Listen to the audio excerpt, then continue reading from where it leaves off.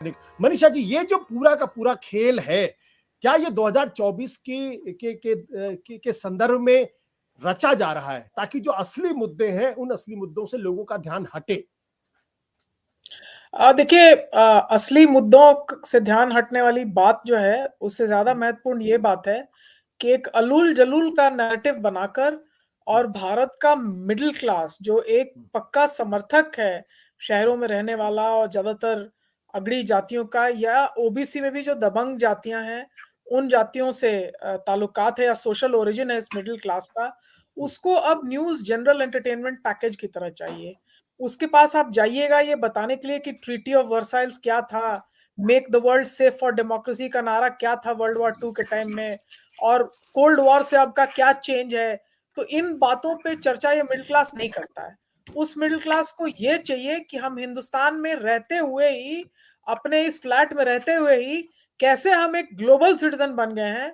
और भारत के विदेश मंत्री अगर ये बोल रहे हैं तो ये मिडिल क्लास इसको कंज्यूम करता है एज अ न्यूज पैकेज, क्योंकि न्यूज का कंजम्पशन है। तो ये कंजम्पटिव न्यूज है by a globalised middle class in India, जो यहाँ रह के समझता है कि बाउंड्री लेस हमारी लिविंग है। उनसे अगर पूछिएगा कि 2024 का नैरेटिव सेट करने के लिए भला क्यों राजपूतों और यादवों के बीच में छपरा में जो है वो एकदम से सांप्रदायिक टाइप दंगे हुए और 144 की धारा लगा दी जाए, तो इस तरह का न्यूज इस मिडिल क्लास को नहीं चाहिए। तो आप किस तरह का न्यूज मैन्युफैक्चर करेंगे? यही आए बड़ी कुछ जिससे लोगों को लगे कहीं कुछ वॉर हो रहा है, गोला हो रहा है, मेरे घर में या दिल्ली में वॉर का बम गोला गिर रहा हो नहीं गिर रहा हो, लेकिन इस तरह का सिम्युलेटेड न्यूज जिसको कहा जाता है उसका कंजम्पशन जो है वो बहुत हाई है। और ये चीजें जो है वो बखूबी अब के जो नेतागण हैं या पॉलिटिकल कम्युनिकेशन के जो मास्टर लोग हैं वो समझते हैं। और देखिए यहाँ पृष्ठभूमि इनकी बहुत अच्छी तरीके से आपने बताया कि वो पहले कैरियर डिप्लोमेट थे, तो वो आके बोलेंगे तो वो मिडिल क्लास हमारे शो को नहीं देखेगा कि देखिए ये किस तरह से कमेंट कर रहे हैं या आर्ग्यूमेंट कर रहे हैं या खंडन मंडन कर रहे हैं। वो कहेगा ये कुछ भी बोले, देखो भला वो तो फॉरेन सर्विस में रहा और वो ऐसे बोल रहा है।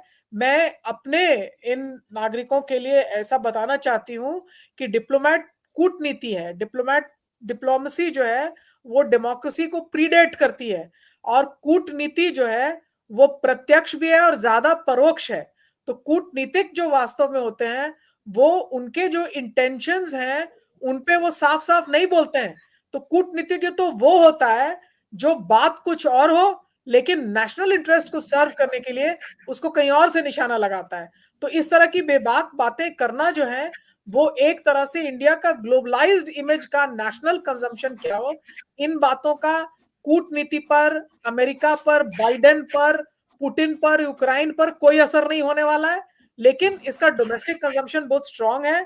और दूसरी बात यह है कि जो अब चेंज हुआ है वर्ल्ड ऑर्डर में और सडनली युद्धोन्मुख जो विश्व हो गया है उसमें बाइडेन भी ये कहते हुए आए कि मैं make the world safe for democracy, democracy conferences करूंगा।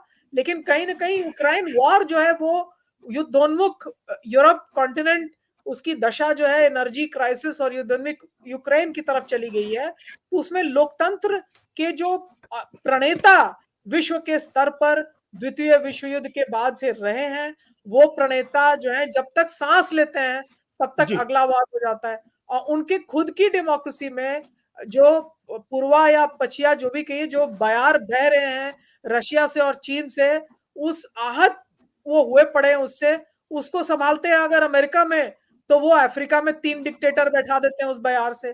तो एक तरह का एक सिमुलेटेड वर्ल्ड है जिसमें इंटेंस एक्टिविटी जो है मीडिया की वो एआई द्वारा कंट्रोल्ड है। और उसमें इस तरह के बेतुके रिमार्क्स जिसमें कि ये खराब वो खराब, ये बेकार ये मीडिया, इसका कोई मतलब नहीं है। जॉर्ज सोरोस को मेरी कॉलोनी में कोई जानता भी नहीं है, लेकिन भारत के अगर आकर के आपके एक्सटर्नल अफेयर्स मिनिस्टर ये बोलते हैं तो अब सब विकिपीडिया पे देखेंगे कि जॉर्ज सोरोस कौन है और उनकी पृष्ठभूमि जर्मनी से इमिग्रेंट होके आके कैसे रहना, इन सब बातों के बारे में अब इंडिया का ग्लोबलाइज्ड मिडिल क्लास जो है वो नहीं पढ़ता है वो डायरियां जिनमें कि टीनेजर्स ने लिखा है कि कैसे वो बचे हैं जर्मनी की त्रासदी से। उसको इन चीजों से नहीं मतलब है, उसको ये मतलब है कि रात के पहले एक वॉर की विक्ट्री का मैसेज जो है ग्लोबलाइज्ड वॉर का, वो आ जाना चाहिए। और अगर एक भरोसे वाले किसी छवि और व्यक्तित्व से आ गया, तो वो चैन से अपना टीवी ऑफ करके और सोता है। बिल्कुल, आपने कहा कि सिमुलेटेड वॉर न केवल होना चाहिए बल्कि ये दिखना भी चाहिए कि भारत ने कैसे पीट दिया उसको इस सिमुलेटेड वॉर में। भारत एक विश्व विजेता के तौर पर उभरा एक मसल मैन की तरीके से। सत्य हिंदी का ऐप डाउनलोड करें गूगल प्ले स्टोर पर।